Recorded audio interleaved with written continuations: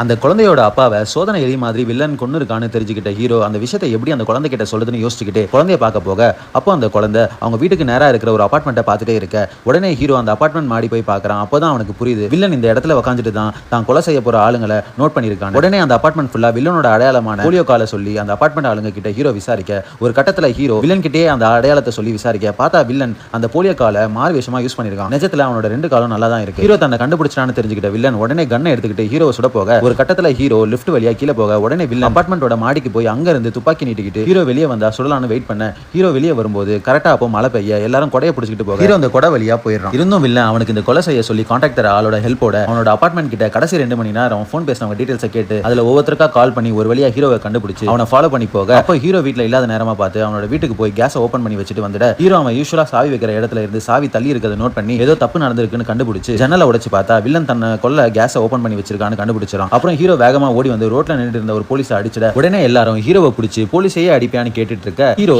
Villain இங்க பக்கத்துல தான் இருக்கான்னு அவனை பார்த்தா வில்லன் போலியோ கால் இருக்கிற மாதிரியே நடிச்சுக்கிட்டே அங்கிருந்து நடந்து போறான்.